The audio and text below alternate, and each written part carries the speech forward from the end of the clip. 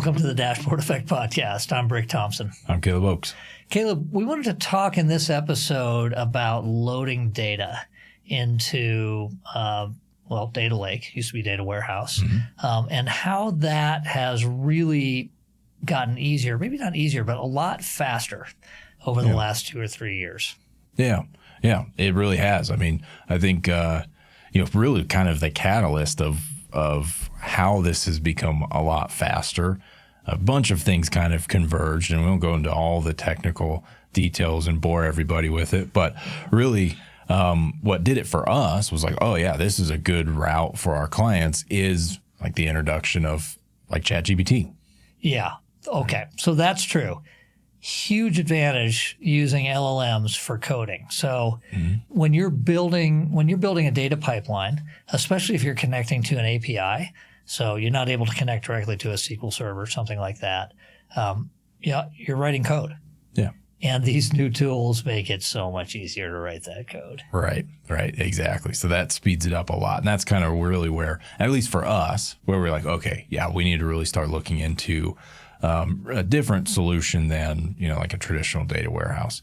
Right. And we were no strangers, of course, to data lakes when that came out. So it's not like we were stuck in the past in SQL Server data warehouses, but, it became a catalyst to say, okay, this is good for everybody now. And, I guess the other thing is that when you just talk about a data lake, storage is extremely cheap. Yeah. So you can load a bunch of data into it. You can do it quickly now, and, it's not going to cause problems. Yeah, you can do it quickly. And it's not just cheap, it's very fast, very performant. There's things you have to do to make that useful. Of course, it's not just loading the data, but building that data pipeline is where you start. So you get the data loaded, and it's not just one load. I mean, you need that to be running continuously, bringing in changes to the data lake, and hopefully you're doing it in a way that you're capturing those changes so you can go back in time and look how it existed in the past. But you also need it to perform well when you're pulling data out. And I remember when data lakes first started coming out, and we were talking about them 5-6 years ago, there could be challenges with that around organization and the technology and so on, but it's gotten really good. Yeah. I mean, on the Microsoft stack, the Azure Data Lake and using Spark and PySpark and so all that stuff, it's amazing how fast you can do things. Yeah, right. I think one of the biggest things that enabled that was the introduction of that open source file format of Delta Lake. Yeah. Like that's been a really important tool for making that a viable option for exactly what you're talking about, pulling in changes and being able to go back in time and stuff like that. So really what this has enabled us to do is go from an old model of, building the data warehouse where pulling in the data, building the pipeline, the ETL, and then building out a decent data warehouse, not data lake, but a data warehouse where you could start doing reporting. I mean, it could take 6 weeks. It could take 8 weeks. Depending on how many data sources you're pulling in, it could take, 12 or more weeks. And with this new model using data lakes and with the speed with which you can build the data pipelines, you can actually get that data consolidated fast, a week. Right. We can have something like that. Yeah, exactly. I think you can do a lot more metadata driven development, so you don't have to write as many lines of code, and it allows you to move a lot quicker with that. So you're right. Like now we can do it in less than 2 weeks, like a week and a half, and we'll have a data source inside of that data lake ready to be pulled and accessed and start looking at data inside of some of these BI tools that consume these Delta Lake files. Yeah. And it's not just the load too, right? You have to have a way to look at the data that's in the data lake that's easy to understand for analysts and report writers. So a data model that sits on top of that. But that's just really fast to do now too. The technologies that have come along to make that easy so that you now have a data lake house. So you sort of have the best of both worlds. You got the data lake flexibility. You got the data warehouse structure that's easy to interact with. It's just gotten much easier and much quicker to build that. Yeah. Right. It's really cool to see like how much faster we can get things out for our clients. And I think, all these advances in technology have really helped that. Yeah.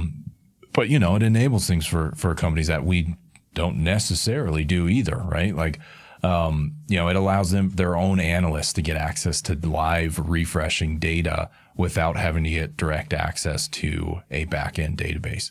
Right. It allows them to access that data model that you were talking about in something that's familiar to them and easy to understand and intuitive, so they don't have to be database or data engineers Data to scientists. pull things together, right?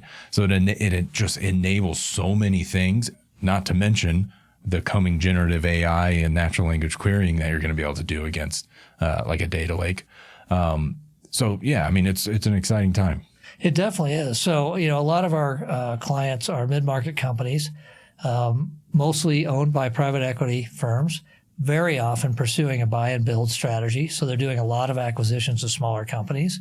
And 5 years ago, 3 years ago, companies would often say, okay, we've done these 4 acquisitions. We don't really want to spend the money and the time to pull the data into the data warehouse from those. We'll wait until we implement this ERP on the platform company, and we'll put the acquired companies onto that ERP, and then we'll get it then. The sad reality is that very often those ERP projects take twice as long as you expect. Sometimes they even fail. And so you're sort of flying blind on these new companies you bought, and you don't have to do that now. You can buy a company on Monday. You can have access to data in the data lake from that company by the following Monday. Within a couple of weeks, you've done an integration to the data model that already exists from the platform, and you're getting reporting, that quickly. Right.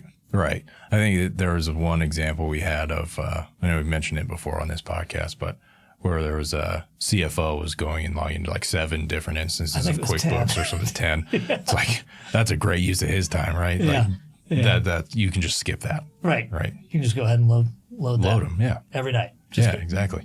With the updates. Mm-hmm. Okay. Well, I think that's really just we wanted to talk about is make sure people are aware of that. Mm-hmm. If you're looking at a data project and talking to potential partners, be careful that you don't hire someone who's still working in that older sort of 3-5-year-old model of let's build a SQL data warehouse, Kimball model data warehouse. It's going to take 12 weeks. It's going to, cost a lot of money and time, and you can do it much quicker now. Find a partner that knows how to use some of these new tools.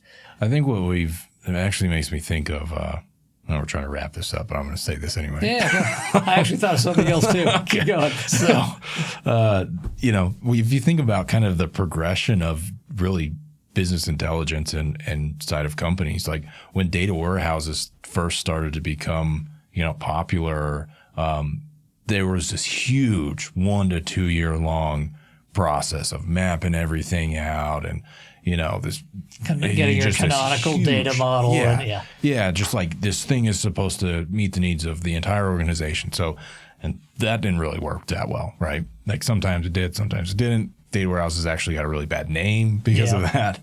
And then we kind of moved into this mode of, okay, let's do it a little bit quicker and just kind of focus on certain aspects of the business, perhaps. Build data marts and like kind of smaller targeted development, which is what we did for a long time. Yeah.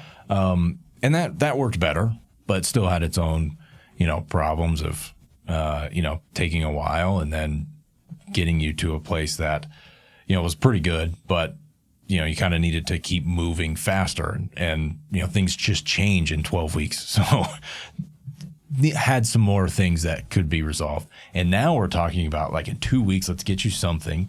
And then let's start kind of iterating on what is out there. Yeah. And I think that's a much better model. Oh my gosh. And it's just kind of the next natural progression, right? Yeah. Yeah.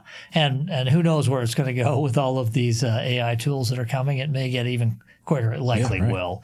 But where we are now is it's gotten a lot better fast. The other point I wanted to make was historically companies, if they wanted to speed up, would use a tool like a Fivetran or Talent or something like that to create their data pipelines.